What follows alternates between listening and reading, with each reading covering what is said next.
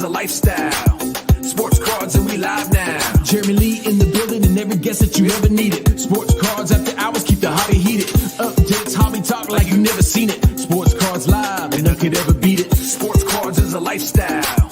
Sports cards and we live now. Welcome to another episode of Sports Cards Live with your host, Jeremy Lee.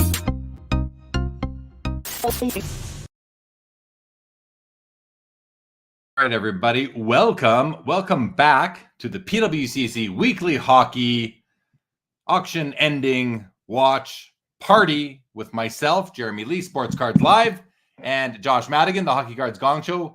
But don't forget that today is October the 29th, 2023, and we are back at it. Let's bring him out. He doesn't even know he's here, but here he is. There he is. I'm here. He knows it now. Hi, What's Jeremy. happening? How are you? I'm awesome. How are you?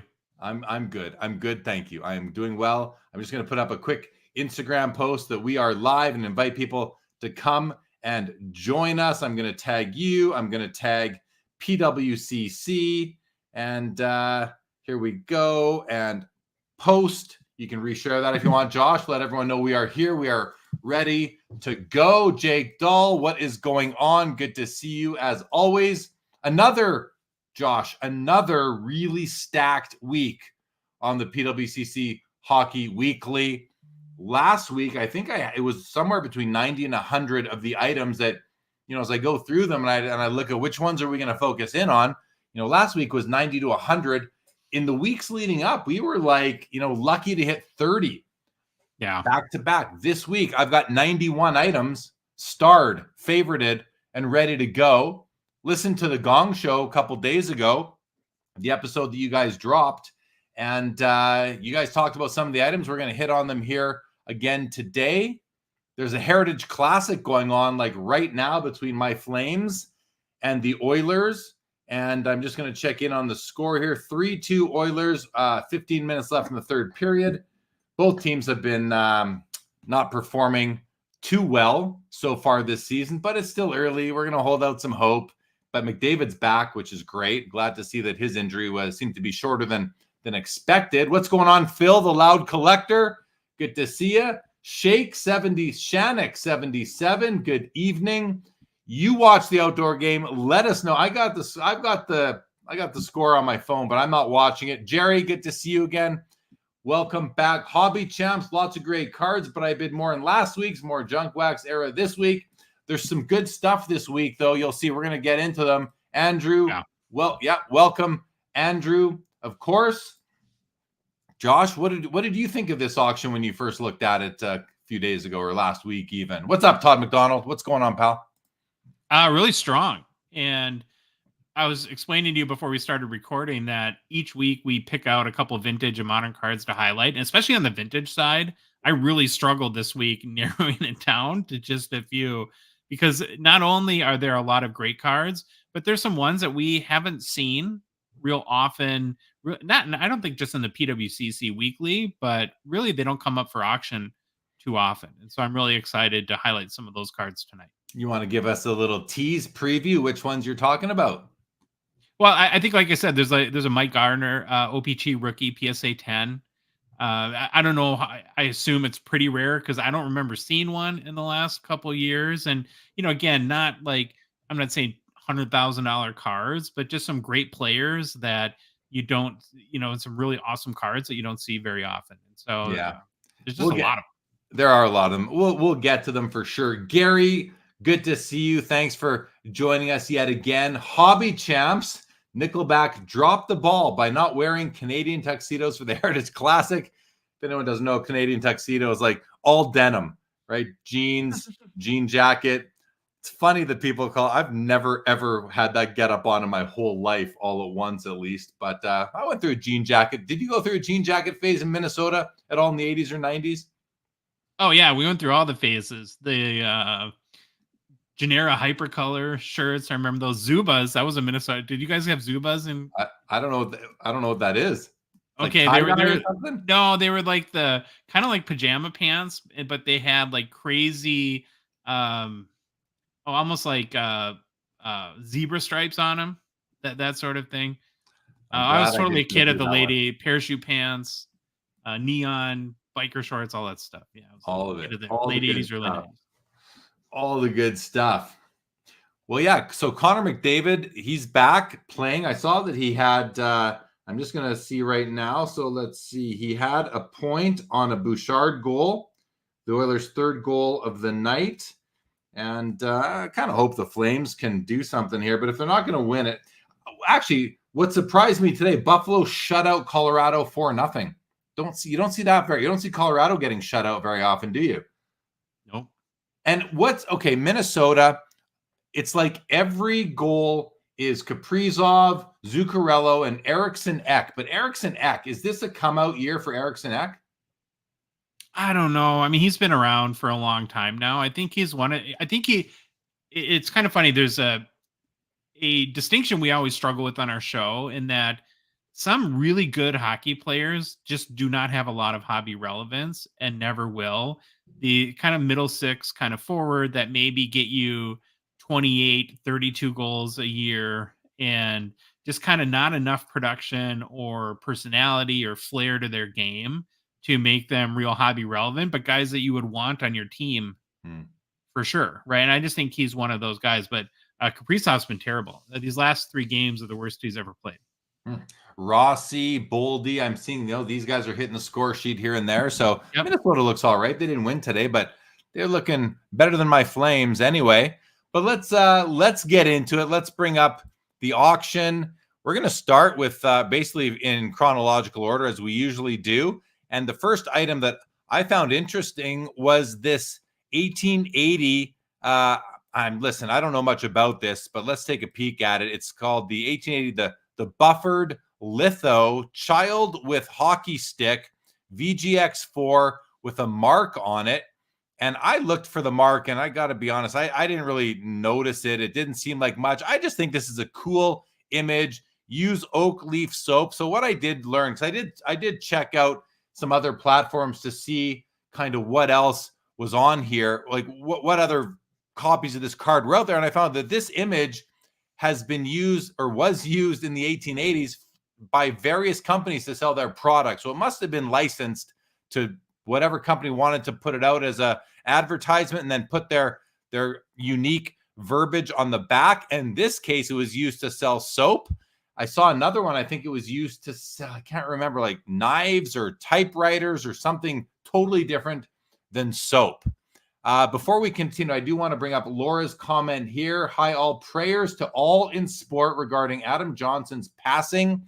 And this one really hits home for Josh. Him and I were talking about it before. Josh, since Laura brought it up, why don't you just say a few words about your friend?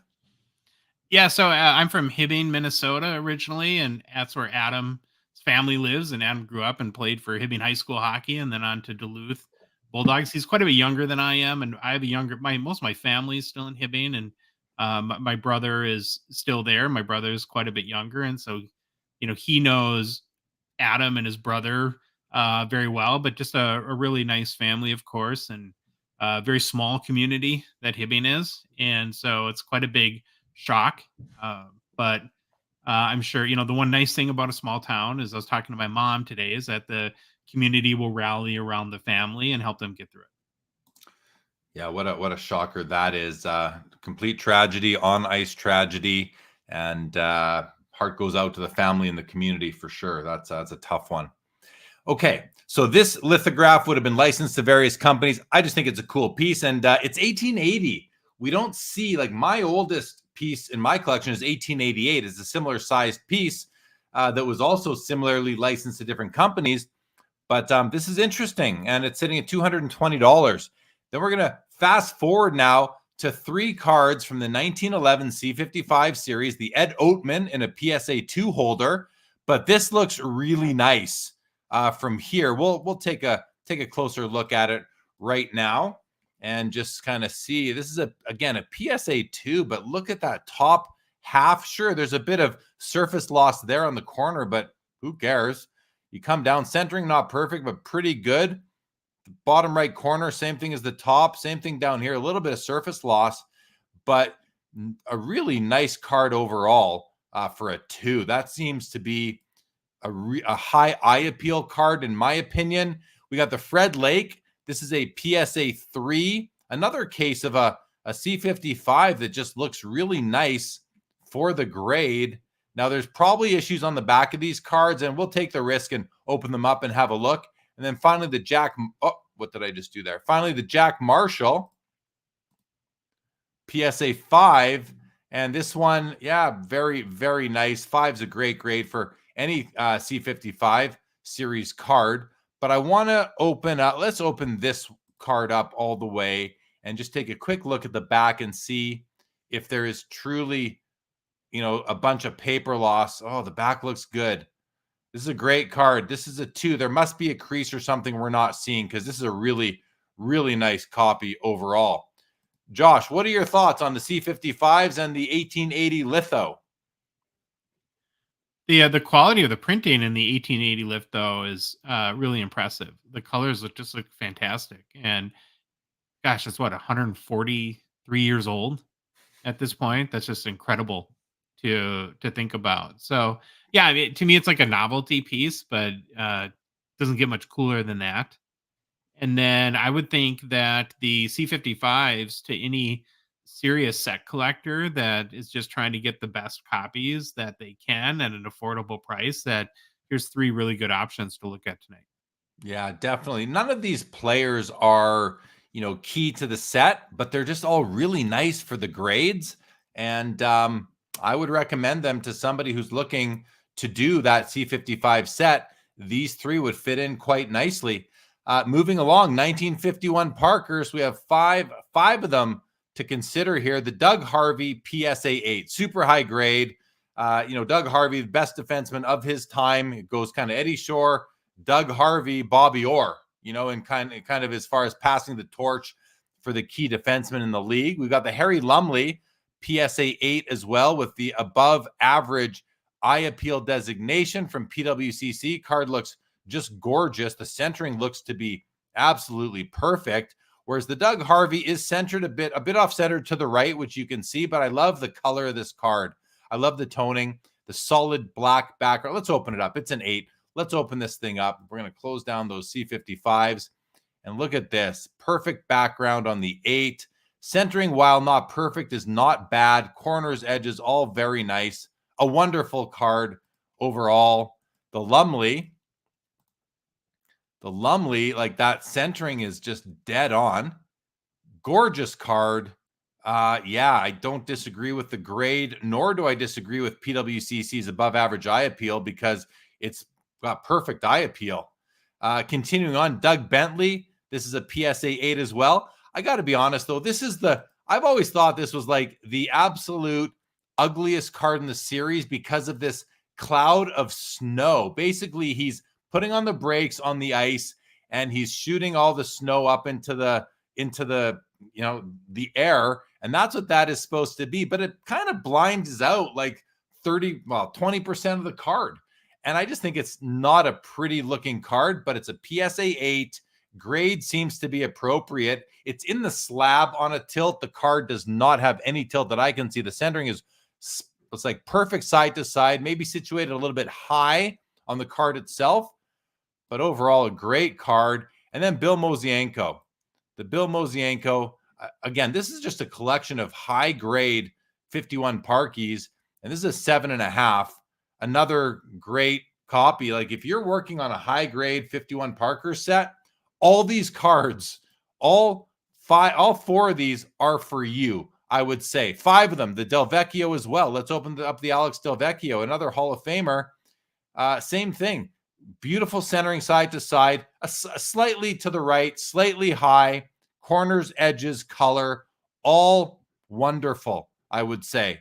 Josh, when you kind of looked over the auction and noticed all these high-grade Parkhurst, what were you thinking? Yeah, we highlighted the Doug Harvey. That's one that kind of stood out to us just because we kind of, I guess, Troy and I agree with you that he is sort of the Bobby Orr before Bobby Orr, and one of those guys that kind of passes on that lineage of best player of his era at that position. And so, really good card, even though it's a little bit off-centered. Going to be tough to beat in a lot of cases, and just really special. The other thing that stood out to me is on it's kind of funny on the Bentley card. The very first time I ever saw that card, I thought that it was almost like a surface loss Well, issue from afar. Look at Jerry's comment. It looks like tape pulled the picture of the pic of the card. Yeah. Yeah. Not the kid. That's the card. And it's sort of unfortunate. It's sort of an eyesore. If you're having these in a binder of pages, this card, your eye goes right to it and it kind of throws off the whole page. It is a bit of an eyesore for sure. But it's what it is, and it's a part of the set. Card number 48 in the 105 card set, and someone's gonna add it and be very pleased, and I certainly don't blame them on that. It's a great copy for sure.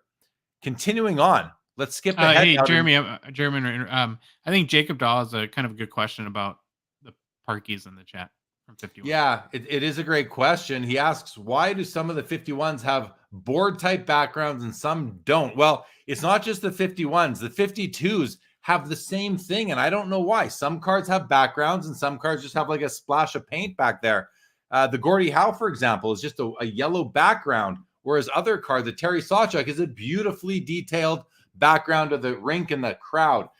And Jake, no idea why it went that way. No idea. But last night on Sports Cards Live, I had Richard Scott on, and he wrote the book, The History of Parky Cards. And I don't know if I don't have the book. I want to go on Amazon and buy it. And I don't know if he addresses that question. I wish I would have asked him last night. And by the way, Josh, a tip for you, a great future guest for you to have on an episode of The Gong Show. He was a great guest last night, and he's got a lot more to talk about. And so spread his word if you can. I think he'd be great on The Gong Show. But Jake, sorry, don't know. Josh, do you have any ideas why? No, it is interesting. I wonder if it came down to time or budget, maybe in some cases. Yeah, could be either. That's a great guess for sure. Professor, good evening, and Jay-Z, good evening to you as well. All right, skipping ahead, 1953, Gump Worsley, also known as Lorne Worsley. This is his PSA 7 53 Parkhurst rookie card. I consider it to be a key Hall of Fame rookie from the 50s. And this is a beautiful copy. Edges and corners are wonderful. Centering, you can see it's situated high and to the right, but it is graded appropriately at a 7. But just look at the clarity of the image and the color. Like it's a great copy. I'm not saying it's perfect, but it's a great copy. I like how if you look at the bottom edge, you've got toning towards the bottom.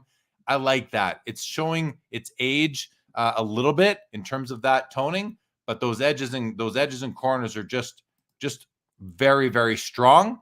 Skip to 57, Frank Mahovlich, one of the most important Toronto Maple Leafs of all time. His 57 Parkhurst rookie in a PSA 8 holder. And, the centering on this, best to look down at the bottom. You see the name bar in the position and his jersey number is 17.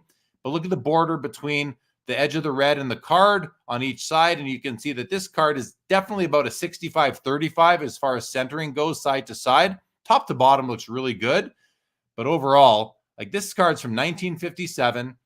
I think the PSA 8 is the proper grade on this one. So, I think PSA got it right this time, and a beautiful card overall, wonderful copy. And then finally on this row, before we turn it back to Josh, the 57 Topps Glenn Hall. 57 Topps has 3 key rookie cards: Norm Allman, Glenn Hall, and Johnny Busick. And this is probably him and Busick being the 2 best in the set. A great copy here again. Nice PSA 8 copy. Great color. A fisheye you can barely see right over there in white. Centering is great. Not perfect. It's a little bit to the right. A little bit high. Yeah, a little bit high, a little bit to the right. But again, 1957 card. Really great copy right there. 7 looks to be, without knowing what else is happening on this card from an eye appeal perspective. Oh, sorry, it's an 8. It's an 8 prop. If I was going to say, I thought it was a 7 for some reason there, Josh. I'm like, this might be undergraded. No, it's an 8, properly graded then, in my opinion. So I apologize for that. But back over to you, Josh, on this trio of really important and amazing looking Hall of Fame rookie cards. Well, they're all awesome, and it kind of just fits, I think, the theme of tonight's auction. We got a lot of high grade, Hall of Fame, and legendary vintage rookie cards, and it's almost an embarrassment of riches when it comes to them and in this week's auction. So, yeah, I don't know what else I could add other than just cool cards. I guess the one thing is that I wish the Mahavlich was a little bit more centered, but that's just my issues with my OCD around centering. And that's more than fair. And I think as a discerning collector and buyer of sports cards, you want to buy this card in the condition that's going to make you not feel any negativity when you have it in hand in your collection. And this one, it's an 8, but this should sell. I would recommend to the marketplace that this card sell for less than a centered copy in an 8 holder would sell for, because it's not centered. So it should sell at a discount from what a strong 8. And look, PWCC astutely did not give it an eye appeal designation, which I think thankfully they didn't. I'd have an issue with it if they did. And but all these two on the Worsley, the centering is harder to notice just because of the light edges on both the right and the left. But this Hall is just beautiful. And these are cards I would recommend people who are looking for these 3 cards give these specific copies some serious consideration, because they're all really nice. Even the Mahavlich is a very nice copy. I don't know for sure, but these late 50s, early 60s Parkhurst cards are not as hard to find in high condition as the early 50s Parkhurst and the Topps cards are. So this might not be your only option at a Mahavlich. So you might be able to wait for even a nicer 7 down the road that you'll probably pay less for. But great copies overall on this row. Let's go to the next row. This is a great row as well. PSA 5 Bobby Hull, an EX card, exceptional eye appeal rating from PWCC, top 15% of the PSA 5s that they have seen. And as we look at it, this card, the print is perfect. From what I'm looking at right now, oftentimes we'll see a bit of a drip coming down here. You sometimes see something right in here on his face. I don't see any fish eyes. I see perfect registration, 99% perfect registration. And the centering is always tough on these cards. I'm almost surprised that, listen, eye appeal, we always talk about centering, and this is not perfect centering, but you have to understand this card. This card is impossible to find with perfect centering. So the fact that PWCC gave it the eye appeal designation, I'm completely on board with when it comes to this card, the 58 Bobby Hull. Now, if this was a 66 Bobby Orr with centering like that, I'd say no. How could you give that an eye appeal designation? But relative to, because the eye appeal means the top percentage of cards in this grade. And I can tell you, I've looked at a lot of Bobby Hulls in my time. This is deserving. This is a great copy. Absolutely wonderful copy. And it's not perfect. Don't get me wrong. It's not centered perfectly. It's got some counterclockwise tilt, but the print, the corners and edges, this thing is a dandy as far as Bobby Hull rookie cards go. This is one of the first times we really saw, a card company put in retired players, and they called them all-time greats. 1960 Topps, that's when they were doing it. 1960 Topps, all-time greats, Cyclone Taylor. It's an awesome card. I used to collect, back in the late 80s, I was collecting the all-time greats subset here. Josh, I thought they were so cool. You've got Vezina, you've got Morenz, you've got a whole whack of all those original pioneers. I don't own any anymore, but Cyclone Taylor is a key pioneer of the game from the early years. And this is just a wonderful card. I don't call it an oddball because it's from a base set, but it's not a Hall of Fame rookie. It's not a Playing Days vintage card, but it's vintage. It's still vintage, and it looks vintage. And I just think it's awesome. And then finally, we have a PSA 9, Dave Keon. Dave Keon, Frank Mahavlich, Daryl Sittler. This is the history of the Toronto Maple Leafs, and he's square in that discussion. And this is a great looking card, centering wise, really nice, maybe a little bit low, but PSA centering standards are quite loose. So this is definitely within their Mint 9 standards. And this looks like a great copy. Look at the color, the boldness, how his face just jumps off the card. Edges and corners look absolutely wonderful. A great card. Josh, over to you, and then we'll go to some comments. I'm particularly interested in your thoughts on the Cyclone Taylor, personally. Yeah. Well, I'll mention really quick on the Bobby Hull. If somebody came up to you like at the expo in a week or so and said, "Hey, I have a PSA 5 Bobby Hull rookie," and they handed that card to you, I think all of us would be kind of blown away by how nice it is for a 5. And so you're right, it's not perfect, but for the grade, it's a really, really nice card. And I definitely agree with you and PWCC that it deserves the IPO rating. Now, the Cyclone Taylor, and this is not just a comment on Mr. Cyclone here, but a lot of the other early 1900s cards, you look at the photos of the players and you think, these guys were hockey players? like what would Bob Probert do to him? You know what I'm saying? It's just crazy that he's got my hairdo. But he looks like he's, 120 pounds soaking wet kind of sort of thing. Or yeah, it's just funny to me how these guys are just so tiny back then. But I'm sure people in general were a lot smaller. What was the V on his jersey? Do you know what team that was from? Victoria, perhaps. Yeah, I think Okay. I think Victoria. I think maybe Gotcha. Vancouver even. Yeah. And then the Dave Keon, that's one of the cards we featured on our show, and it's just good. One of the things we really like about working with PWCC and kind of doing our little spiel on Thursdays where we do a deep dive on a couple of the vintage and modern cards is I didn't know that much about Dave Keon, to be honest. And, and so just to kind of learn about him, and actually has a connection to here in Minnesota where he, when it sounds like the owner of the Maple Leafs didn't think he was a good captain anymore. And so he came to the Minneapolis Fighting Saints of the WHA, I think, at that point. And then didn't he feel embarrassed kind of as a hockey card collector when you read that he was voted as part of, I think, the Centennial as the most significant Maple Leafs player in franchise history. So, but that's a big part of what we do is just trying to learn about these guys. Yeah, that's a great thing about your show is you're learning with the audience. I think that's a great part of it. All right, continuing along. 64 tops, Gordie Howe. It looks like the Bobby Hull just got a bid as we finished talking about it, by the way. 64 tops, Gordie Howe, the tall boy. I do love this card. It's a PSA 6. This is one of these cards that you can't just leave this in a box. You've got to put this on your shelf, put it on a stand, find a way to display it. I mean, the guy's got scars on his face. It's such a cool piece. The yellow background just makes his head pop off the card itself. This is a 6. It's off center a bit high on the card. Side to side looks great. You'll notice some clockwise tilt, but these cards are so tall. You notice that on most of them. It's hard to find a copy of this card that has no tilt. A great copy overall. And if you're working on a Gordie Howe run of his regular issues, you need this card. And it's a wonderful copy. We've got a PSA 6 Wayne Gretzky.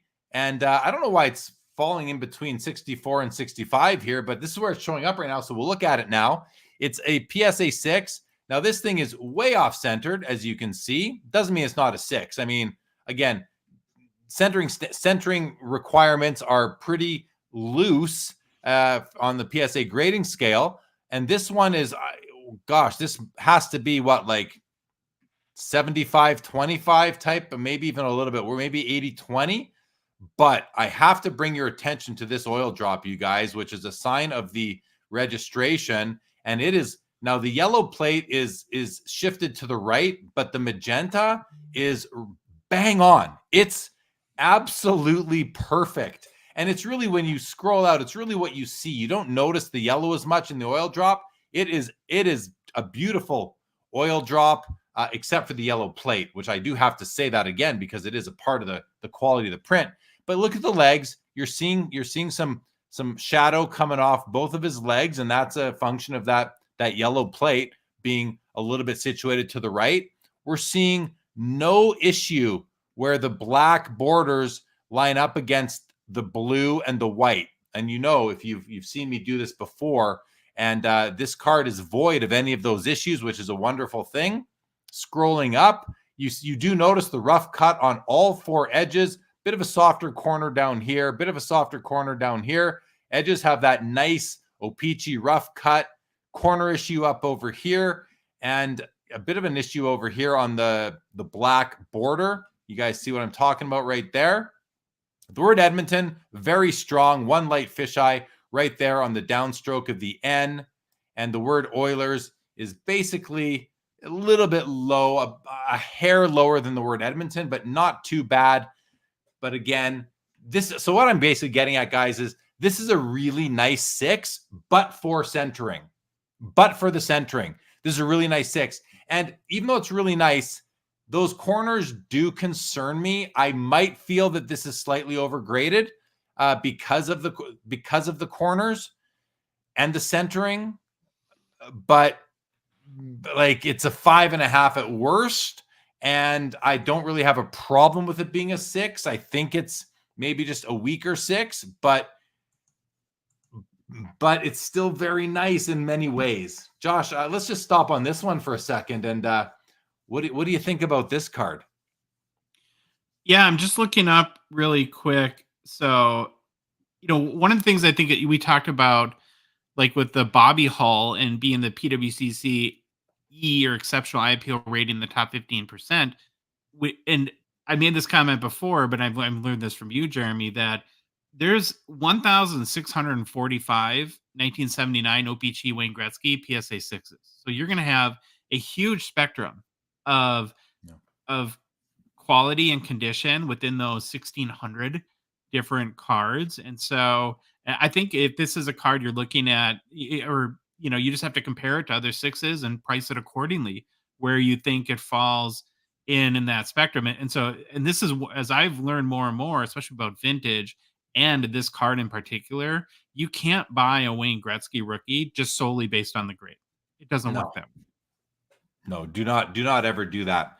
Do not ever do that. It's generally a nice copy, but there are maybe better options out there. 65 Topps, Jerry Cheevers, PSA 8, another great Hall of Fame rookie card. Let's have a look at this one. Looks really good overall. I mean, the centering is nice on it. Nothing, you don't look at this and you almost have to look for the degree to which it's off center, which is very, very slight. Nice surface, a couple of like little weird print dots here and here, but it's a nice copy overall. I'd call this an average 8 for a Cheevers rookie from 65, so no issue there. I like Piccolina's comment here. Howe's head is the size of his rookie card. That's a very astute comment, and I believe very true as well. Josh, any comments on Cheevers or Gordie Howe? I'm not a huge fan of tall boys nor portrait cards, but just from like a photography perspective, it is kind of an amazing portrait of Gordie Howe, like a really nice picture of him. Yeah. And so I appreciate this card from that perspective. And then on the Cheevers, it's kind of funny because we see him so often now included in modern sets as like a legend, and whether it be like Statures one, and he's so synonymous with that 70s or 60s goalie mask, so when you see cards of actually his face, it's kind of I think kind of cool. It is pretty cool. Jay-Z, no worries. I see your comments. No worries at all on that. We'll have a look at that one next week, I guess. Okay, continuing on. Bobby Orr, 1966 Topps, PSA 5. Now, this card, what it has going for it is centering. The centering is perfect. And that's tough to say when it comes to 66 Bobby Orrs. But that's the only thing perfect about this card. Otherwise, this card, listen, it's a 5. It's not like, but it's weird. Like, look at the top edge. First of all, it's got all 4 corners have issues. Look at that edge. Those all sorts of wear, surface edge wear all the way across the top. And then this corner is, I don't know, like I would almost prefer that it was just completely rounded, and this this cardstock portion was like was completely worn away, because the dual color there almost throws me off. And same thing down here, not it is what it is, some edge surface wear along the bottom as well. Corner here has some issues. But the thing that throws me off the most, look at his nose. There's a fisheye right on his nose that makes him look like something that he isn't. Totally throws this card off for me. I don't know. I don't know what to say. I wouldn't buy this card. I don't like this card. Personally, I do not like this copy. It would not have a place in my collection because of his nose. I mean, I don't know, guy. What do you think, Josh? Am I out of line here, or does that just throw you off? Yeah, it's a little weird. And I think this is another great opportunity to highlight that I'm not saying the grade doesn't matter in vintage cards like this, but there can be a huge difference in condition of the card. So I'm going to give you the last 3 Bobby Orr PSA 5 sales. Okay. Yeah. August 18th, 6,928 US. 4 days later, 9,000 US. Then in September 30th, 18,600. Right. So basically the low, the high triples the low with one kind of. Yeah, on all the same grade, all PSA 5. But if you look at the PSA 5 that sold for 18,600 US, it you wouldn't believe they're the same grade. Yeah, this card does have centering going for it, but to me, I don't know. I feel it's overgraded personally. Technically, it might not be, but that nose, I don't know. I wouldn't. Yeah, I don't know. I'm just going to leave it at that. I don't want to beat this card up much more than I already have. It's just something. It's weird. This is a weird case, Josh, where I recognize it's got that centering, which is great, but it's got so many weird things going on, and the edges, the corners, even the left edge here has some weird action over here at the far left. Yeah, I don't like this copy. I don't like it. I wouldn't want it. I would rather have a 4. Look at this, $5,000 right now. It's about, compared to the prices you just told me, that seems about right to me. You've got to look at the cards and not the grade when it comes to vintage, especially a card like this. All right, let's keep on going. Rogie Vachon, PSA 8. He's a Hall of Famer. Played most of his career with the LA Kings. This is sitting at $1,325 right now. Card looks wonderful, but let's open it up and take a bit of a closer look. Centering, of course, it is situated to the right. Not horrible, but definitely situated to the right. His face looks a little bit blurry to me, so there seems to be a bit of a registration issue. I don't know if that's present on all the cards, of all of his cards, but other than that, the color's really nice, and not a bad copy at all. I think properly graded as an 8.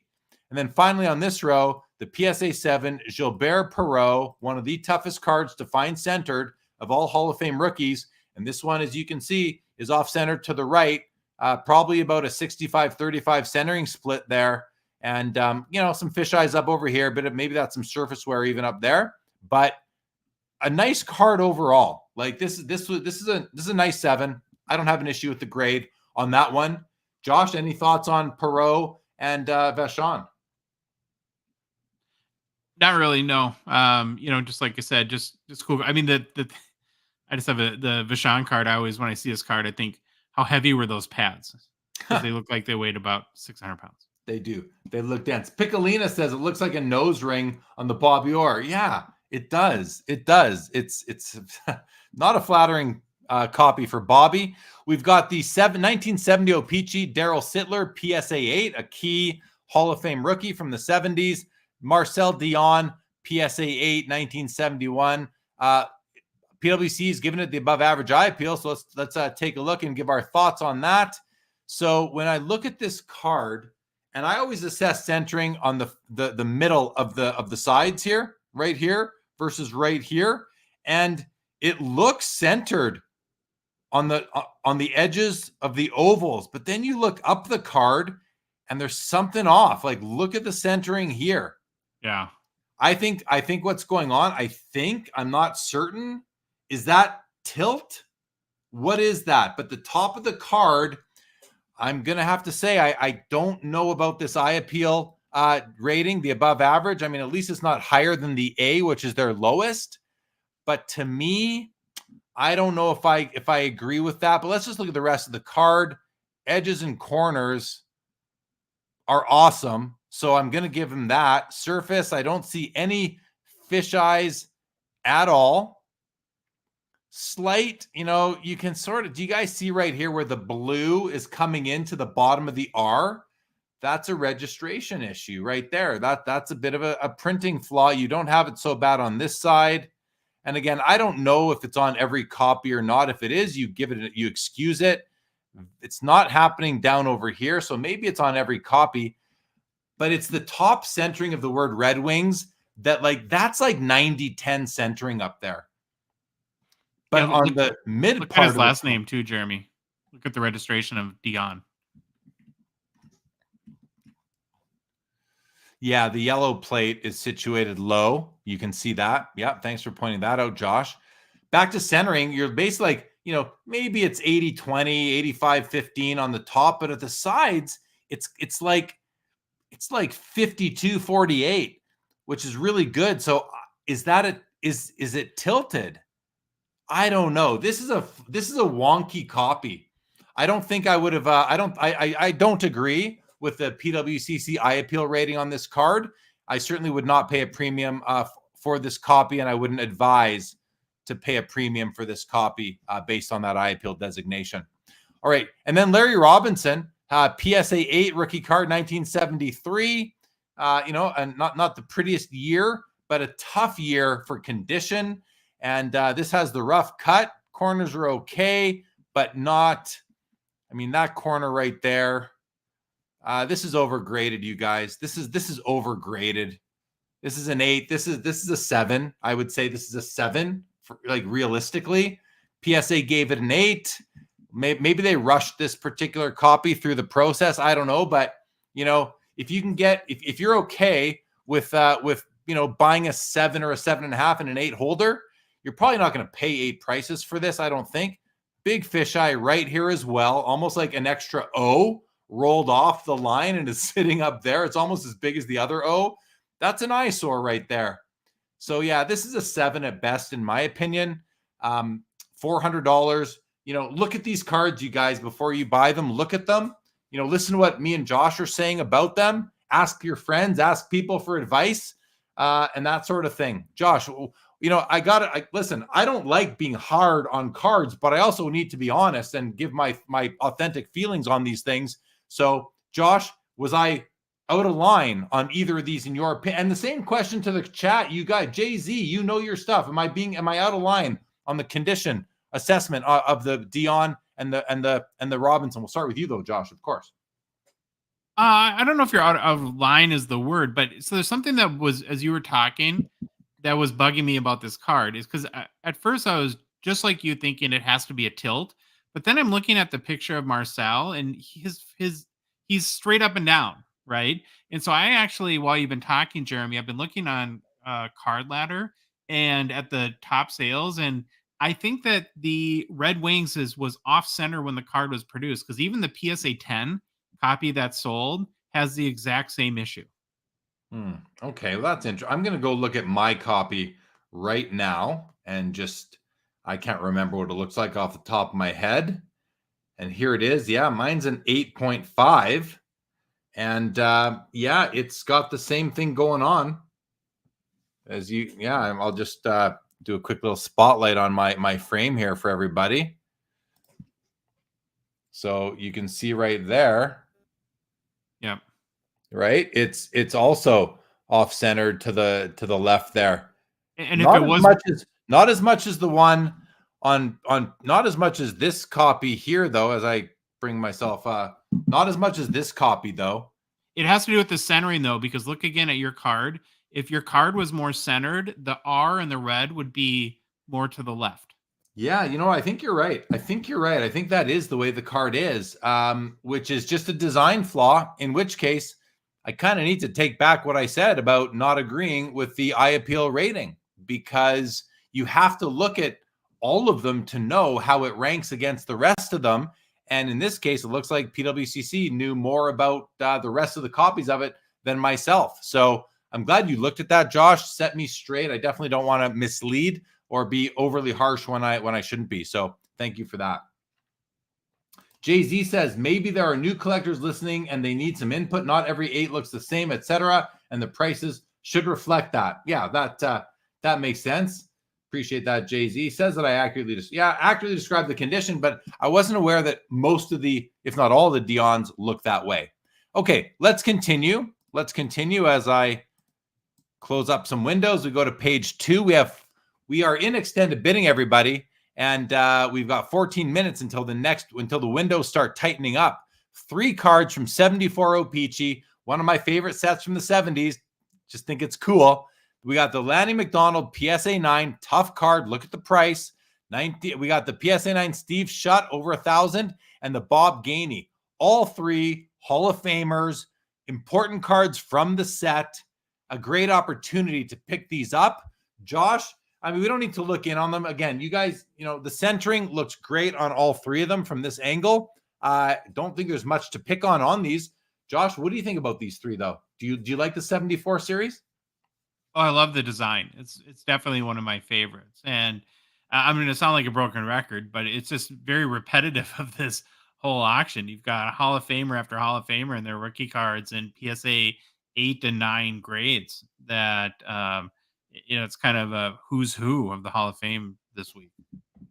Basically it is. Yeah, that's a cool thing. And the Gainey gets a bid right now up to $650. These are all great cards, you guys. All 3 of those are great.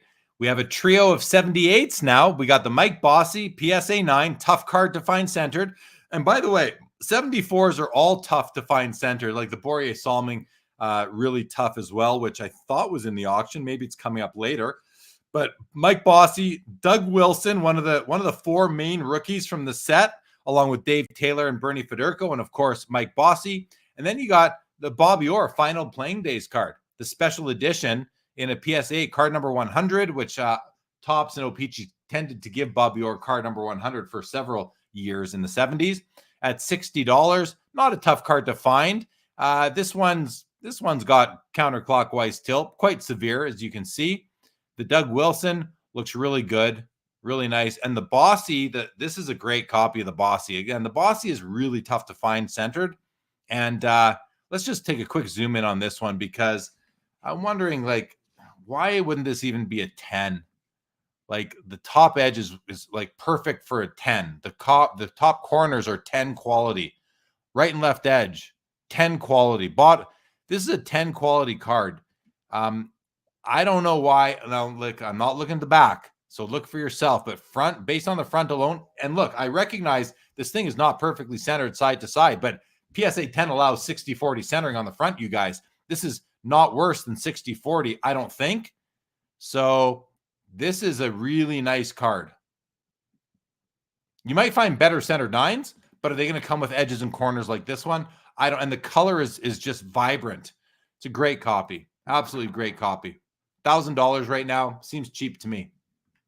Any comments on these, Josh? Yeah, I am in no means affiliated with tags. This is not, but it's like it comes down to the, different grade or different day on the Bossy. And, I wonder if you send that card in 10 times to PSA, what grades it, comes back, how many times it hits a 10. So I'd nice take card. 3. I would guess 3 out of 10 times you're going to get a 10, and the rest you're going to get a 9. Okay, next row. Here's we got 4 Gretzky rookies here. We've got a PSA 7. We've got an SGC 92. I don't know what that translates to, an 8.5 now. Okay, thank you, PWCC. We've got a BVG 6.5 with the exceptional eye appeal rating and a PSA 7 Topps. Well, let's just look at these one at a time. I'm going to just line them all up here. So what was this? We're going to close out the Bossy. We've got the 7, the 8.5, and the 6.5. These are all O-Pee-Chees. So here's the PSA 7. I mean, look, edges and corners are wonderful. Wonderful. Registration and centering, not great. Not great at all. And it's got a little divot in the edge over here, right over here. Like, you got to be comfortable with these things. And there's definitely that issue right there. So, this centering it's like the 6 that we looked at earlier. I don't have much more to say about this copy, you guys. Is this the 7 you want? Great. Here's an SGC 8.5. This, I would throw caution at the wind on this card. Something doesn't sit right with me on this card. Just something's wrong. Something's off, you guys. It's almost like it's, I don't know. This could easily be trimmed, in my opinion. I'm not saying it is, but there's something off on this card. I would steer clear. And to the PWCC consigner of this card, I'm sorry, but I can't not say that, because that's what's going through my head right now. I think this card is trimmed. I'm just going to say it full out. I think this card is trimmed. And so I don't want to, that's it. I have nothing more to say about that card. And then we have a BVG 6.5. This is a nice copy. Overall centering is really good. Now, it does have this really, really rough cut left edge. Too rough cut for my personal collection. Some people like that. I'm not a fan of a rough cut that rough. I like this top edge. That top edge I really like. The right edge, I really like that. I'm okay with that rough cut. Bottom as well. Oil drop, pretty nice. Not perfect, but very nice. That left edge, though, make sure you're comfortable with that, because that is like, we talk about fray. Fray is where you've got, like little fibers coming off the edge of the card. And so let's think about this analogy. I'm bald. I got no fray on my head. If I had like a big like afro hairstyle, this is the kind of equivalent when you're comparing like afro to no fro. That's what I'm seeing over here. So, but a lot of people like it. It's a nice copy overall, despite that. And PWCC gave it the exceptional eye appeal rating. I mean, I don't know. I think if you're ignoring that rough cut, sure, I don't have an issue with it. And I might not have an issue with it altogether. But I just want to call attention to that real rough cut there. Jay-Z says the SGC has to be sheet cut. Yeah, that could be it, Jay-Z. Terrible job though, right? Like they undercut it. It's undercut. Like there isn't enough extra border up top here to make up for the lack of border down here. So, yeah. Josh, what do you think about these cards? Start with the 7. Well, none of them are perfect, and that's unless you have $4 million, you're not going to find one for the Gretzky rookie. So it's the ultimate card of trade-offs, right? And whatever you can live with. And I think I agree with you on the SGC one. It just, I don't know what it is.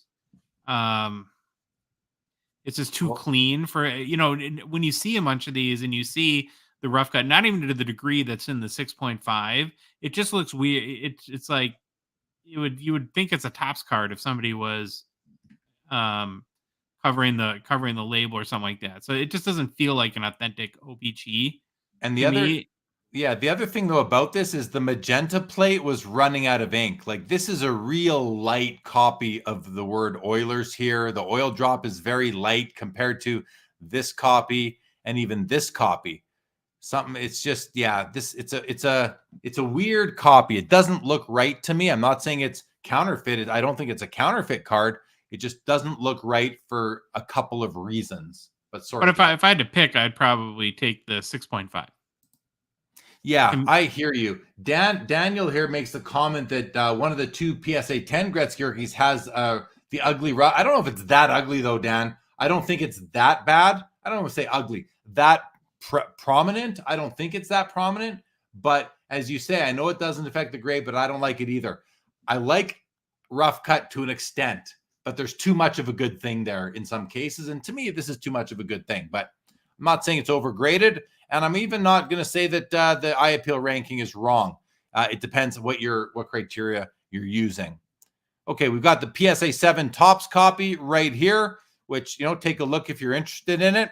And then Josh, you mentioned to me earlier about the PSA 10 Gartner rookie right here. Tough card to get in this condition. And then there's a PSA 2 Gretzky second year, which I usually don't look at these lower grade copies, but this looked really nice to me for a 2. And it does look really nice as a 2. If that's what you're looking for, what's this priced at? $20 right now for a second year Gretzky, basically, cheaper than a raw copy. So grading costs more than that. So consider that. But Josh, what were your thoughts on the Mike Gartner? I know you like this copy or this card. Yeah, you don't see it real often. And I mean, that was you look at enough sales or you do auction coverage shows like for PWCC and you see your fair share of Gretzky rookies and definitely your 80 Gretzkys and 84 Yzermans. And, this is a card that I don't think I've seen in the last couple of years. And so it just stands out and is unique, I think, from that perspective. And I should look up the pop on it because I can't imagine that it's 25. There's only 25 of these. And this is a year of mass production, like 1980 and 81. There's more copies of O-Pee-Chee 80s and 81s in hockey than any other year, I would say, up until you get to 89 Pro Set, 89 O-Pee-Chee and 1990 Pro Set. I mean, I had a buddy I used to work with come by my house a few weeks ago to show me his cards, and it was all 80s and 81s. Like, everyone's got these in multiples. He probably had 3 Mike Gartner rookies in his box, in his binder. So to find 10s is really, really rare. 25 copies total of this card, which is again, just really, really tough. All right, we've got a PSA 10 Rod Langway, one of the best defensemen of the 80s, superior eye appeal from PWCC. Well, let's take a look at that. And tough to argue. I mean, the centering is off. Isn't it? It's not perfect, but it's pretty good. Oh, there's tilt. Is there tilt? Look at the centering on the top versus the bottom. In the bottom left versus the top right. Yeah. I think, there is slight clockwise tilt going on. Slight clockwise tilt. The color is really nice. Like, look at the black around the puck and his name. Like, that is solid. That is solid that you don't see it that solid all the time. I mean, is this a top 5%? Is this top 5% of all the PSA 10s? Well, I mean, I'm curious how many PSA 10s there are. So I'm going to do a quick look up. 427, was that 42783358? Yeah, so there are a total of 29 PSA 10s.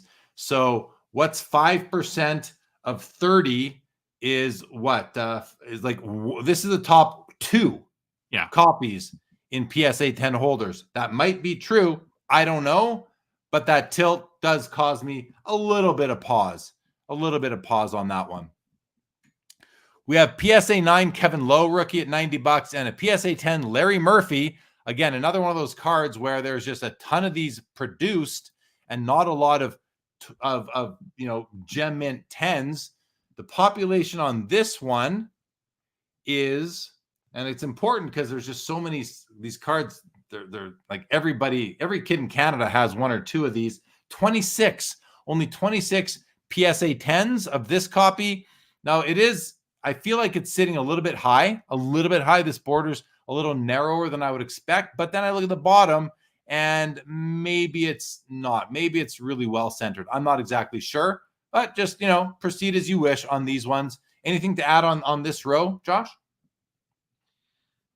Yeah, it's just another reinforcement of kind of the uniqueness of this particular auction where from both the Rod Langway perspective and definitely Larry Murphy. How I don't think I've seen that Larry Murphy's rookie in a PSA 10 in an auction to this point. So Yeah. super cool. Hobby Champs talks about the BVG 6.5 Gretzky. Loves the rough cut, such a pure representation of the card with the rough cut visually distinguishing it from the Topps counterpart. Yeah, I mean, that's point well taken. Point well taken right there. All right, Peter Stastny, PSA 10 O-Pee-Chee rookie at $750. Ron Francis, PSA 10 from 1982 at $1,100. And Phil Housley at $300. All three Hall of Famers, great cards, great players. Again, these cards aren't rare, but they have condition scarcity or condition rarity. And all three of these do have lowish populations. I don't know for sure, but I'm guessing Stastny and Francis are both under 30. Housley's probably in that 60s range somewhere. I'm guessing. I'll check. Josh, while you say a few words about these, I'm going to check those pops. Yeah, the Peter Stastny is one of my favorite cards. I just love his story and being one of the first communist Europeans to find his way to North America and really started to pave the way for a lot of Eastern Europeans to come to North America to play hockey. I would love to have that card at someday. And I'm starting to feel like that it just can't be coincidence that maybe a collector's getting out of the hobby or something like that tonight, because all these early 80s PSA 10s that seem to be pop less than 30 are have hit the auction at once. It's just crazy. Yeah, for sure. So the Stastny pop is 27, the Ron Francis is 46, and the Phil Housley is 56. So I was close. I was close on them.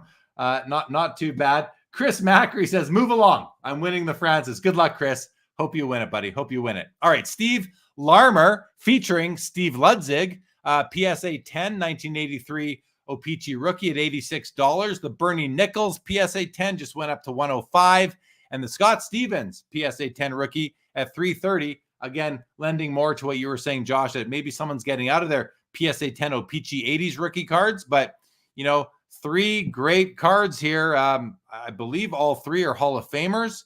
I think they are. Steve Larmer, Bernie Nichols, and I think they're all Hall of Famers. So a great trio of cards here. And you're not busting the bank on these 80s, mid-80s PSA 10s. Anything to add on these, Josh? No, just awesome. And also to mention, the Steve Ludzig card features Steve Larmer. So they just, yeah. And I listened to the Gong Show. You guys weren't sure who was featured here, but I was saying as I'm listening to your report, I'm like, guys, it's Ludzig. But you couldn't hear me because, of course, you had already recorded it. So Dave Andreychuk, Pat LaFontaine, both PSA 10s, 1984, beautiful cards. $650 on Andreychuk, $800 on LaFontaine right now with the above average eye appeal rating. Looks great to me. Centering looks like bang on. Really, really nice. Andreychuk looks great too. And then we have a BGS 10 Wayne Gretzky from 1984. And I'm just going to turn this one over to Josh. It's a 1775. They did talk about him on the Gong Show, so I'd like you to fill them in. And thank you, Hobby Champs, for advising that Bernie Nichols is shockingly not in the Hall of Fame. I mean, he's one of the few players to ever score over 150 points in the NHL in a season. Played with Wayne Gretzky back in the late 80s, early 90s. But Josh, over to you, please, on this Wayne Gretzky BGS 10, which I will bring up a bigger picture of. Yeah, we talked about this one on our show on Thursday, and I got to actually give you credit because I think I probably learned all this from you, Jeremy. But I think that a card like this is very important just from an educational perspective for people to understand what it is. And I guess my preamble will be that it's not a matter of being right or wrong or good or bad. It's that there's a lot of evidence, of course, that points to the fact that this is a sheet cut card. And because, I think, and especially people that come from ultra modern, you see that BGS 10 grade and you get very excited for a second. And, so for a card that came on a sheet like this and was cut later, it's not as difficult to get that BGS 10 grade. And you'll see that reflected in the price. But of course, the reasons why we can tell that are the corners and edges are perfect, where we would typically on an OPG card want to see a little bit of that rough cut. And they're almost too perfect from that perspective. The other giveaway that I've learned from you is that when you look at the subgrades and you have 3 10s and that surface is a 9.5, that when these sheets were not cut when the cards were produced, they were rolled up. And so that is an abrasive kind of scratching that would happen on the surface. And then the fact that it's graded by BGS, where PSA typically won't grade a sheet cut card. And so, there's some clear evidence that it's sheet cut. And like I said, it's not good or bad. It's not right or wrong. It's just what you, and I can see, especially a lot of ultra modern collectors, the rough cut can be an acquired taste. So you might actually prefer a card like this, but, it could have been cut last week or 25 years ago. You probably have to look at when I think it was graded in 2010, something like that, because I looked that up on this card. Yeah, and if you look like right here, I'm seeing a bit of fading in the blue, right in the orange here as well. A little bit. I noticed it a bit up here as well. That might be signs that this thing was rolled. The other thing, if you're ever looking at BGS 10 O-Pee-Chees in person, hold the slab on hold it on its edge and look to see if the card itself has any curve to it. Was it ever rolled? Because oftentimes you can see that there. Again, just for more information, not to dissuade you one way or the other. So I believe that we will have some items that have ended now. So let's just scroll up here and see if any of these items have ended. Yeah, the Kevin Lowe sold for $108. The Topps 7 Gretzky sold for $17.70. All three of these Gretzkys have sold. It's $9,600 for this copy. Ugh, yikes. 36 on the PSA 7 and $2,500 on the BVG 6.5. The Bobby Orr does $81. Doug Wilson $156. Mike Bossy $12.30 for the 9. $19.20 here on the McDonald. $12.60 on the Steve Shutt and $7.80 on the Bob Gainey. So we've probably had some sales on the first page as well. We'll come back to it though. Let's just kind of scroll through this page now. Chris Chelios at 11 1/4. Al McInnes PSA 9 sold for $126. Mario Lemieux Topps PSA 9 did $840. Patrick Waugh PSA 9 O-Pee-Chee $840.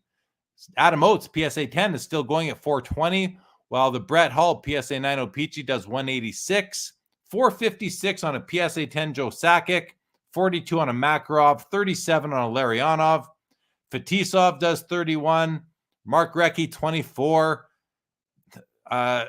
Scott Niedermeyer, PSA 10 rookie, sells for $21. That's just too cheap, in my opinion. Solani, $33. Lidstrom, $27. Hasek, $49. Osgood still alive at $54. Patrick Marleau, rookie, sells for $57. Zdeno Chara, PSA 9, does $162. Cheap. Daniel Sedin, PSA 10, $432. Wayne Gretzky does $50.40. And that's the finite out of 300.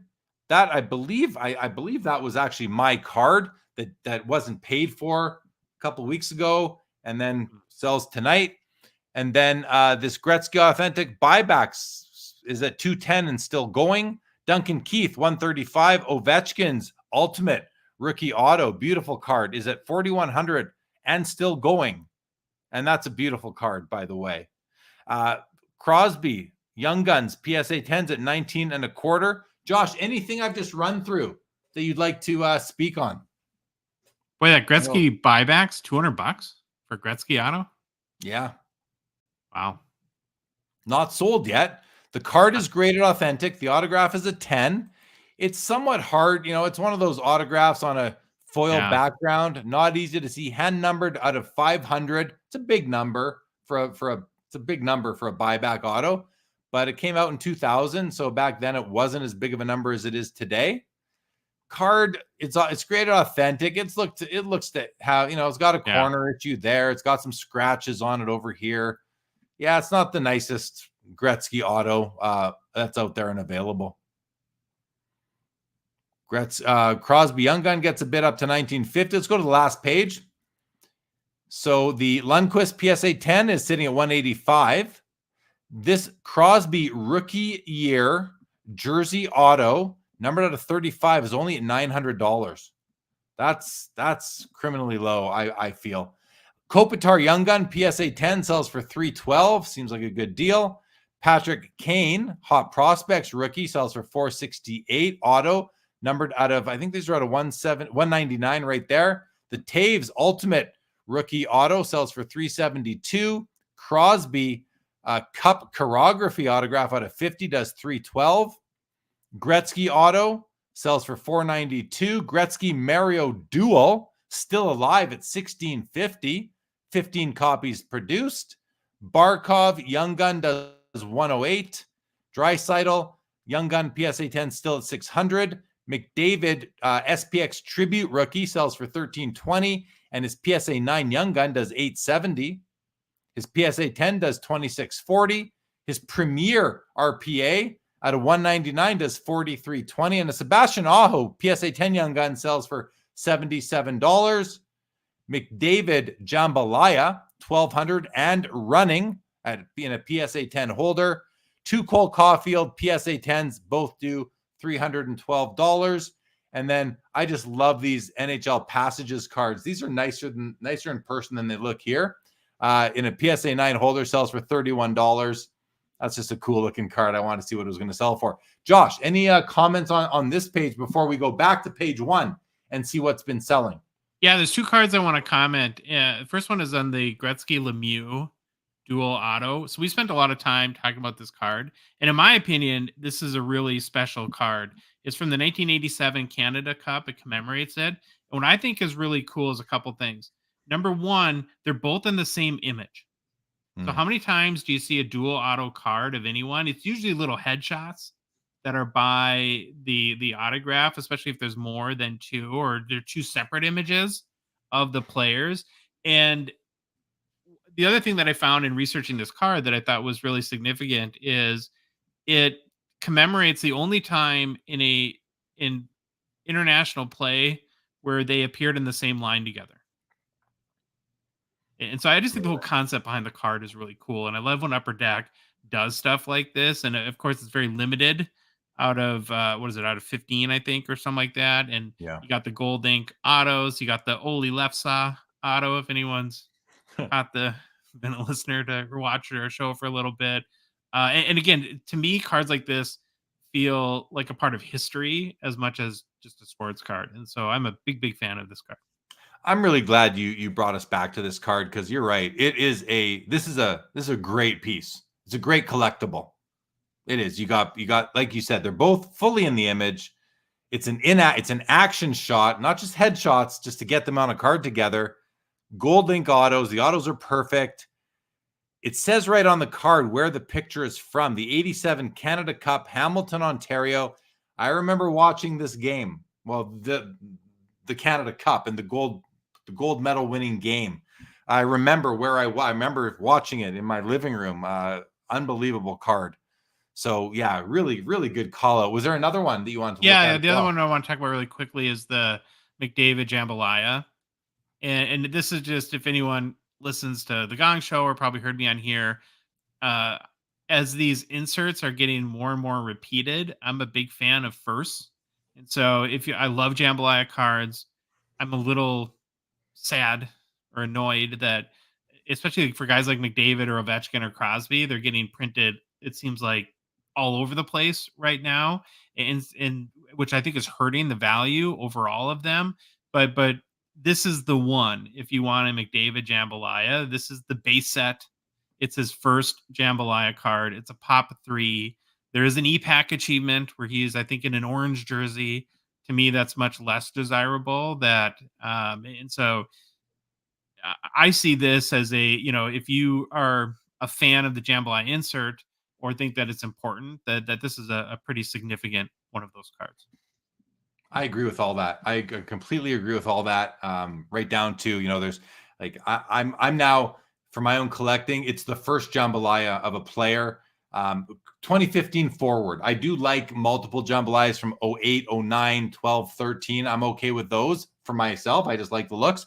But since 2020, I only need one Jambalaya of each player. And this would be the McDavid Jambalaya to collect, in my opinion, as well. Jerry Hodge made the comment earlier that these cards bring back a lot of memories. He was talking about the 80s, all the 80s rookies. So Mike says PSA 9 Lafreniere sold for 20. Did it sell for 22? And you'll notice we're not even looking at them, because Lafreniere is now really just a common young gun. But the fact that he was not a common young gun 2 years ago and that now he is just, Just the way things work out sometimes.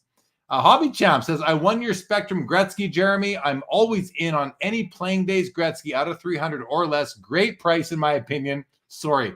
Hobby Champs, I'm super glad that you won that card. And I'm happy to pass. And I'm glad you got it at a great price. I truly am. So enjoy the card. I'm glad you got it for a great deal. No issue with that whatsoever. Enjoy it. Bane Pepper says, does it matter for Gretzky Mario that this looks like a painting rather than an actual photo? I was looking at the card and I thought it looked really good. Is it a painting? Maybe it is.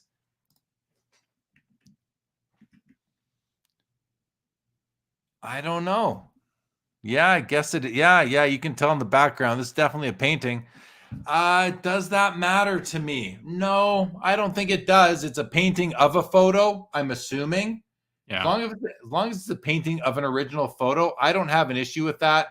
No, maybe I don't. Maybe I like it a little bit less, but just a little, Bane. And I think it's a great call out, by the way. Didn't really notice that at first, so thank you. CC says, great Gretzky Mario auto. Agree. Picked up the Crosby rookie auto out of 35. I was getting worried that you would spend too much time talking about it. The Crosby rookie auto out of 35. Let's go find that one. Oh, this one here. That's a great pickup. You stole it, CC. Congratulations. That's an amazing card. I love it. I mean, it's ice. It's an acetate top covering that jersey piece. That's a beautiful card. And look at that autograph. The autograph looks amazing.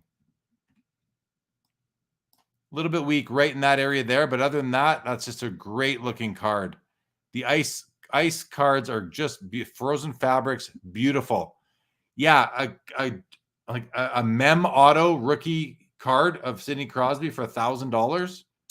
Well done, CC. All right, let's go back to page 1 here, Josh, and check in on where we're at.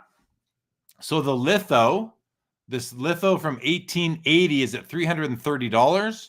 The Ed Oatman sold for $150. These are all nice C55s. The Fred Lake did $228. The Jack Marshall $408. $43.20 on the Doug Harvey. Lumley does $12.30. The Bentley does $11.75. It's not missing paper there, guys. That's like the ice. He's spraying the ice off his skates.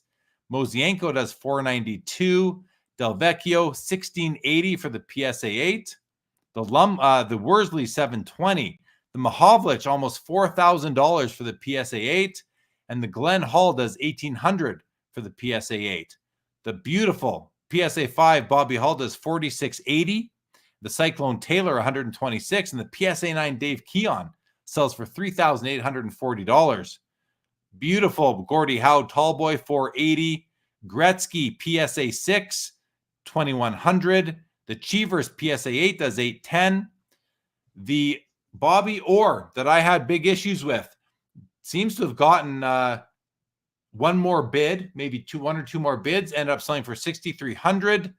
The Vachon PSA 8 does $1,590, and the Perot $576. Sittler $960, Dion $780, and the PSA 8 Larry Robinson $480. These are all PSA 8s, by the way. So good stuff there. We have some cards. So everything is sold except for the litho, I believe, on this page, right? Everything here it's sold. I think the Bentley's still going. The Parkers. Good call. The Bentley is still alive, and the litho is still alive with 3 minutes left. And if there's no more bids in 3 minutes, this card will sell for $330 plus 66. So just under $400 for this pretty cool historical collectible, guys. Here we go. Lanny 1920. We saw those already. Mike Bossy $1230. Doug Wilson $156. Bossy or 81. The Gretzkys, we saw them sell a few minutes ago. The Mike Gartner still alive at $1650. Second year Gretzky went from 20 to 39. Let's see if they sold yet. Not yet. Still going. The Langway does $1,050. Oh no, sorry, it's still alive. It's still alive. Yep. The Kevin Lowe does 108. Everything else, lots of cards still going here, guys. Lots of cards still going. Well, what we're seeing, Jeremy, I think, is a lot of these 80s rookies that have very low pop counts, which just don't come up for sale very often. people are really competing for him. Yeah, good point. The what we're guessing is a sheet cut Wayne Gretzky BGS 10. It did sell for $2,200 or just a hair under. And back to page 3, and Hobby Champs must have missed the Be a Player Gretzky auto tonight. His first ever pack pulled auto, limited to only 300. We must have missed that somehow, which I apologize for. Justin says, great deal on the Crosby, just didn't have the fortitude to bid, much to CC's success. Andrew, I grabbed his Power RC in this auction. Good job, Andrew. So here we go. Scroll through these again, but I think we've seen what most of these we saw last time we looked. All have been sold. Osgood still going. Keith still going. And then on to the last page again. So the Lundqvist is done now at 222. And looks like the dual auto still going at 1750. Those are all done. 720 on Draisaitl, 870 on the McDavid. Yeah, we saw these already. The Jambalaya, McDavid still going, pop 3 at $1,300. So there we go. The SPX McDavid RP, and that's pretty good deal for, you're not going to find a memorabilia rookie auto of McDavid for much cheaper than that. No, I want to take a closer look at this autograph. It's given the grade of 10, but I don't think that's a 10, you guys. Like just look at, it's got fading sort of throughout, all through here, all in here and here, all here, all here, all under here. So, interesting to see, like, when was this graded and was it sitting out? Because that autograph is, I'm not a fan of autograph grading, but when I see it and I think it's inaccurate, I'm going to call it out. And in this case, I think the autograph is overgraded. And that's a problem with grading autographs, is they fade over time if they're not stored properly. And that is likely what happened here, because I can't imagine Beckett would have given that autograph a 10 if it looked like that when they were assessing it. That just wouldn't make sense. People have their issues with Beckett, but I don't think that they're making just a glaringly obvious mistake like that. So that might have something to do with it, Josh, that people looked at the autograph. Did you ever wonder why Beckett grades their cards on a 9.5 scale, but their autos on a 10 scale? I never, I mean, it's crossed my mind, but I've never thought about it more than it crossing my mind. Now they don't even grade. Now they won't. My understanding, I might be wrong on this. Anyone, please let me know if this is correct. But my understanding is their current policy is they'll grade autographs, but only as 10s. If not, they won't grade them at all. Is that right? I don't know. Does anybody in this chat know about that? What the policy is on grading autographs? I seem to have heard something like that. I don't think they'll put a grade on it if it's not going to grade a 10, which is basically devalues any autograph card that doesn't have an auto grade, or any autograph card in a Beckett slab that doesn't have an auto grade on it, because people are going to assume that it's not a 10, even though you should be able to figure that out for yourself. It's a lot harder to grade a card than an autograph. You can just look at the auto and see how nice it looks. So interesting. What I'm going to do now, guys, is I'm going to kind of I'm going to refresh this so that we're only looking at the cards that are left that we have favorited, and we can condense it down. I think we can do that. How do we do that now? Because it's still showing these as sold. Oh, well, I know how to do it. Can I do favorite and active? Oh, maybe if I sort by, don't know how to.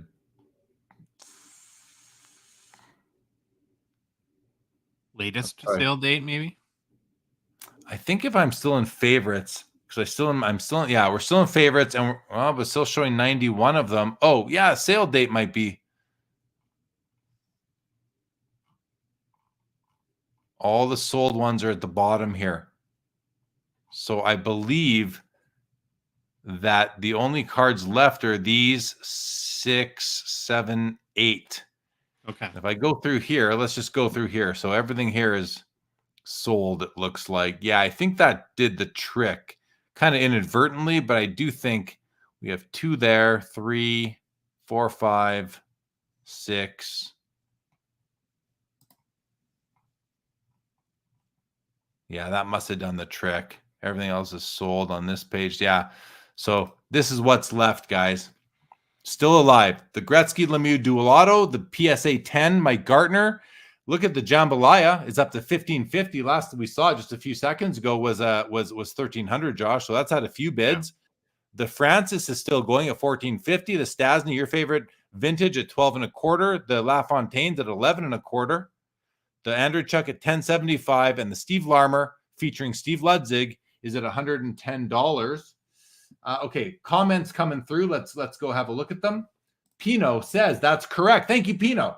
Pino Chiapetta in the chat. Welcome to the show. Ladies Man says correct. And if you get your card, Reese Live with an 8 or 9 autograph, you can get it reslabbed without it. What does Reese Live mean? That must be a typo, ladies man. Oh, sorry. Reslabbed. Thanks. There it is. Reslabbed. And if you get your card reslabbed with an 8 or 9 autograph, you can get it reslabbed without the auto grade. So now they're willing to like hide the fact that they once graded it a low auto grade. Gosh, I don't know about some of these policies over there. CC, I believe you're correct on the BGS auto. Same with SGC. Won't grade auto unless it's a 10. It should be the opposite because the auto grades can change over time and then your slab is just wrong. You know what that's about? It's about secondary market values, and they don't want to put slabs out there that hurt cards' secondary market values, so that because it is not positive, I guess, for their brand perception, which is not the way you should go about it. It's not exactly. That is not hobby friendly. It's flipper friendly. It's dealer friendly. Or buy, it's like grade and sell friendly, but it's not long-term collector friendly. It seems like a lot of the companies in the space don't have long-term in mind, unfortunately. Same thing with like not archiving patches for patch authenticity in the long run. Yeah. So buyer beware. Like we're talking about it here, and PWCC, this is a PWC sponsored show. We're doing this. This is about, they are a consignment reseller of cards, not a reseller. They're just a platform to sell your cards on. And, when I say that, like PWCC doesn't have anything to do with Beckett PSA policies, patch authenticity. Grading companies can't even tell if a patch is authentic, and I don't think it's their fault. I think that falls on the card companies to document their patches. But that's all. I've done a lot of content on that over the years. Lots more out there on that. So we're sitting here with 8 cards left that we had favorited, still to sell tonight. Looks like in a minute the Francis might sell, as will the Dual Auto, the Gartner, the Jambalaya is going to go into the next level, as will the Stasny and the LaFontaine. The Andreychuk and the Larmer might also be sold here in the next 35 seconds. Josh, anything coming up? I know you guys are doing your rookie deep dive pretty much once a week, I believe, and you put it out to vote to see who you're going to do it on. How many more podcast episodes do you think you'll have a rookie deep dive segment on? I think we'll keep going until we run out of rookies. And what we're trying to focus on right now is the Series 1 rookies, because those are the most hobby relevant. But the Series 2 will be loaded. And so if we believe what the release calendars are saying is that Series 2 could be end of February, early March. So, we'll transition at some point to those guys. But as long as it makes sense, and kind of our whole goal at that segment is to, we tend to kind of focus on these rookies when they come out based on their card values. And we just want people to really have some basic information about who these players are and where they've come from. Yeah, it's good stuff. I know you guys I think you did Dustin Wolf, or are you doing Dustin Wolf? We did Dustin Wolf. Yeah, it was really many people say your Calgary Flames, number one goalie prospect right now in the NHL. Yeah, and I think okay. Now I remember you talking, because I remember you saying that they, the Calgary Flames should trade away Vladar and make room for Dustin Wolf. And all my buddies are saying the same thing. Like, we got to get Dustin Wolf some ice time. Flames are losing anyway, so put him in, give him some experience. All right, the dual auto is continuing to get bids. It's going to go into the next window, 1875, as is the Jambalaya. We're in the 1 minute window, guys, so this is moving fast now. 1,700 on the Jambalaya. The Gartner has sold for $2,040. I believe that was the PSA 20. The Pop 25. I think the Ron Francis is sold for $1,740. The Peter Stastny for $1,470. The LaFontaine has 40 seconds left until it might be done. Andreychuk sold for $1,350 and Larmer sold for $132. So we are down to, what is that? 3 cards left: the dual auto, the McDavid Jambalaya, and the Pat LaFontaine. Let's do a quick refresh and put those all on top. I think that should make that happen. And it did. So here is what is left right in front of us now. The dual auto is going to go into the next minute window. We have a bidding war on our hands, you guys, on the Gretzky Lemieux, whereas the Jambalaya and the LaFontaine might be over. Let's let it update and see what happens. Ooh, another sniper bid came in on the McDavid, but the LaFontaine is now over at $1,470. We've got another 45 seconds to see what's going to happen on the Gretzky Lemieux dual auto, sitting at $1,900. Great card. We enjoyed talking about that one tonight. And the McDavid Jambalaya, 35 seconds to see if another bid comes in, or else that will be over and we will wrap up the episode. So interesting stuff. It looks like the Flames lost 5-2 to the Oilers in the Heritage Classic, the outdoor game up in Edmonton. And I'm in a chat group with some Flames fan buddies, and my one buddy writes here, an hour ago, "We suck again." He writes, "We suck again." Yes, we did. Yes, we did. I didn't watch it. I can't verify with my own eyes, but we sucked enough to lose the game. It looks like Jack Hughes had his first game today in a winning effort without a point. Josh, was it his first game not registering a point this season? I think so. Is it over? Yeah. And then a while ago, they won 4-3 against your Wild. Yeah. Oh, is it over? You're joking. It's over. The hobby meteoric rise of Jack Hughes. No. I do have a note on that. I think what looks like by $16 that the Mike Gartner card, it set a new record. Oh, nice. So nice to see a record set. Again, don't come from sale very often. But I have a question for you. Of all the cards in this week's auction, what do you think is the card of the auction? What's the most interesting or nicest, however you want to term it, card in the weekly this week for you? I think okay, I have a couple of answers. So, okay, first of all, this is going to the next level. Yeah. But the Jambalaya, unless someone snipes it right now with another bid, we're about to find out. Let's see. Sold. 2160 on the Jambalaya, and we're left to just this card here. So I believe the Bobby Hull is, like, to me, the card of the night. I think it's just such a nice copy of a really tough card. But my favorite item tonight, which I was really thinking about buying, was that lithograph, the 1880 lithograph, the kid with a hockey stick. Yeah. I love that piece.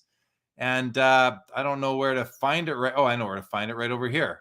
Be at the top of this page. This card right here. I think this is just a really nice piece to put on your mantle on a shelf and display it. From 1880. I regret not buying it, but I really like that. Mm-hmm. How about yourself? What were you? Where are you sitting at with that? For me, it's the Gretzky and Lemieux. I just think that's such a cool card. It's not like a perfect card. The autos are they're gold ink, which is always, anyone will say is a big bonus from a value standpoint, but they're a little tough to, I love cards that have a historical perspective as well as just a cool card for a player. Well, speaking of that, CC makes the comment that you and Josh caused the bidding war on the Gretzky Mario auto. LOL. Great show, guys. Thanks, CC. Maybe we did, maybe we didn't. Who knows for sure? If anyone watching is in on this war, love to hear about it. There's another bid. It's up, like this thing keeps on climbing. It's up to $2,200. It's going to go for another 80 seconds at least. So let's see. I'm curious to see what happens here. You know, I think we're willing. We can go for another 5 minutes or so. If this doesn't end, we might just have to call it. But let's see what's going to happen in the next minute or so here, guys. And as I look at tonight's performances, you know, Ovechkin's got 2 goals on the season. He didn't score tonight, but he did have 2 assists, a primary and a secondary assist on the empty netter. I mean, the guy is still an effective player. He is still creating offense. He's just not scoring at the pace we're used to. However, I do believe that Alexander Ovechkin is not the kind of player who gives his all in the exhibition season to really get himself ramped up. And I'm not concerned about Alex Ovechkin yet. I give him 10, 12, 15 games. If he's still not playing at his, like, you know, kind of, if he hasn't hit his stride by game 15, I'll be concerned. Game 12, 13, 14, 15 in there, I'm going to give him the window to 15. I'd be concerned. But I feel like he'll hit his stride and start scoring goals again. He's just going to. I actually want to see how many shots he had tonight. That's always a good indication as to a player's overall offense. 7 shots on goal. Yeah. I mean, they're going to go in. They're going to go in eventually. So this he had a goal against the Wild taken away by, have you seen all these offsides or goals that have been taken away by coaches challenges? It's been all over the league, and he scored against the Wild on that was maybe an inch offsides by one of his teammates. One other quick, really interesting note on this 2013 the Cup signature renditions, Gretzky and Lemieux. The only other sale that I could find was October 27th, 2014 for $616. So speaks to the rarity of this card and how if it's a card that appeals to you, and maybe why people are in a bidding war, because it's been 9 years since the last time this card sold. Well, here we go. Look, did somebody put in a snipe? Yep, and a bid comes in. So another minute. This card is now $3,000 after the buyer's premium. As Josh just indicated, he couldn't find a public sale of it for 10 years, I think you basically said. Yeah, 9, yeah. Yeah, I mean, that's a long time. Bain makes the comment, if Jeremy and Josh didn't cause it, it was caused by Troy and Josh on the Gong Show podcast. So that's definitely probably a more likely possibility. I'm sure you've had a lot more people listen to that in the past couple of days than are with us tonight at this point. So could definitely be the case there, Bain. Could definitely be the case. But let's see what happens here. 16 seconds. As we watch that clock, are we going to see yet another snipe bid come in on this bidding war? 2,500 could be the number that ends it, though. It's done, and it sells for $3,000 with the buyer's premium. The Gretzky Lemieux Dual Auto Cup Signature renditions from 2013. Well, another fun auction, Josh. But let's wrap this up, and thank you as always, chat. Thank you for being here, joining us. I hope you guys won some great cards for your collection tonight. Keep in mind, we only looked at about a third of the auctions tonight. There were 290, I believe, hockey cards tonight. We had 90 of them that we were looking at, so about a third of them. There were other items there tonight. There always are. So check them out. Next week's auction, you can already catch a preview of it right over here. Auction number 94. Let's just take a quick look and see. I got to go to all items, and I got to make sure I'm in hockey.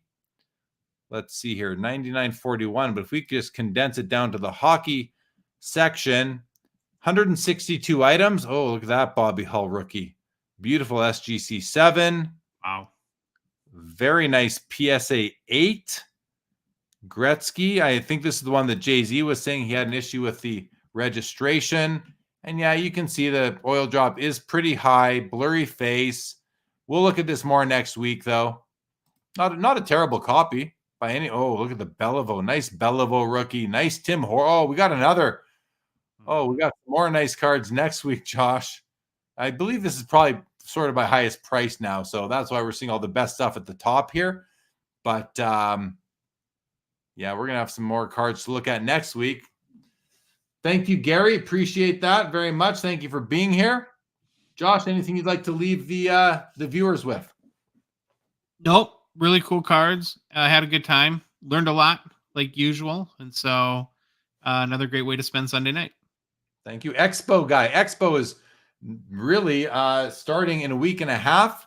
If you're going to be there, it's Thursday night after the show ends. Show ends at 8 o'clock on Thursday. Please join us at the Jack Astor's. It is a 5-minute drive away, an event I've been hosting for over 10 years now. Love to see people come out to that. So please do if you're going to be there. And of course, say hi at the expo. Professor, great discussions. Josh, great discussion on his Hockey Cards Gongshow YouTube last week on the Jambalaya and the Dual Gretzky Lemieux Auto. Thank you, Professor. All right, everybody. Thank you again. That's the end of Sunday. Have a great week ahead, and we'll see you again